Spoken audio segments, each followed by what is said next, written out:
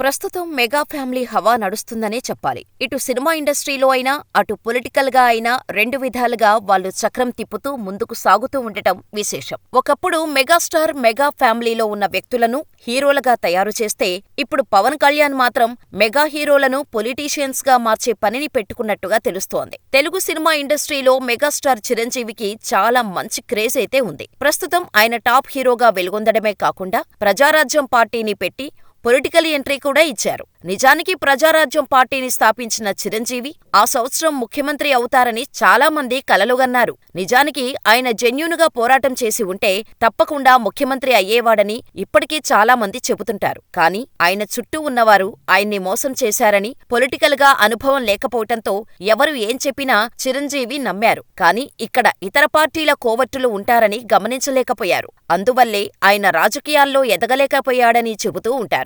ఇక మొదటి నుంచి మృదు స్వభావి అయిన చిరంజీవి ఇతర పార్టీల నుంచి ఎదురయ్యే విమర్శలను తట్టుకోలేకపోయేవాడు. దానివల్లే ఉమ్మడి ఆంధ్రప్రదేశ్లో 2009లో ప్రజారాజ్యం పార్టీ పెట్టి పోటీలోకి దిగిన చిరంజీవి తిరుపతి ఎమ్మెల్యేగా గెలిచి అసెంబ్లీలో అడుగుపెట్టారు. ఇక ముఖ్యమంత్రి హోదాలో కనిపిస్తాడు అనుకున్న వాళ్లకు నిరాశే మిగిలింది. కేవలం 18 ఎమ్మెల్యే స్థానాలను మాత్రమే గెలిచి చిరంజీవి స్టామినా ఇంతేనా అని జనాలు అనుకునేలా చేశారు. నిజానికి రాజకీయంగా కొత్తగా పార్టీ పెట్టిన చిరంజీవికి 18 సీట్లు రావటమంటే మామూలు విషయం కాదు. ఆ సీట్ల సంఖ్య 30 నుంచి 40 లోపు ఉండేది. కానీ కొంతమంది కావాలనే ఆయన పక్కనే ఉండి ఆయన్ను చాలా వరకు మోసం చేశారు. దానివల్ల 18 సీట్లకే పరిమితమయ్యాడు. అయినప్పటికీ మొదటిసారి పోటీకి వచ్చిన పార్టీకి అన్ని సీట్లు రావడం కూడా కష్టమే అయినా కూడా చిరంజీవి తెచ్చుకున్నాడు అంటే కేవలం అతని స్టార్డమ్ మాత్రమే అంటూ ఆయన గురించి చాలా గొప్పగా మాట్లాడారు. ఇక చిరంజీవికి ఎక్కువ సీట్లు రాకపోవటానికి మరొక కారణమేంటి అంటే అప్పటికే కాంగ్రెస్, టీడీపీ పార్టీ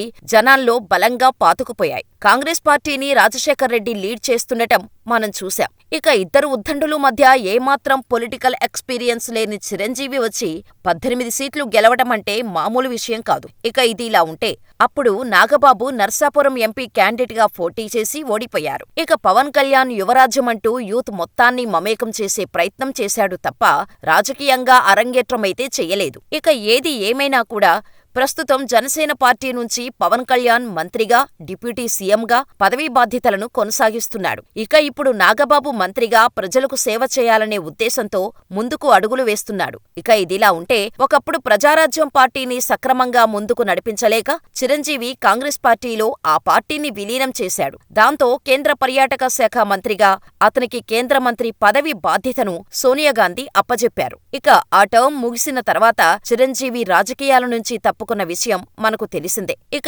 ఎప్పుడూ నాగబాబు మంత్రి అవ్వటం పట్ల మెగా ఫ్యామిలీతో పాటు మెగా అభిమానులు కూడా హర్షం వ్యక్తం చేస్తున్నారు. ఇక ఏది ఏమైనా కూడా మెగా ఫ్యామిలీ నుంచి మెగాస్టార్ మొదట మంత్రిగా పదవి బాధ్యతను పొందటం, ఆ తర్వాత తమ్ముళ్లు పదవులు పొందటం అనేది వరుసగా మనం చూస్తూ వస్తున్నాం.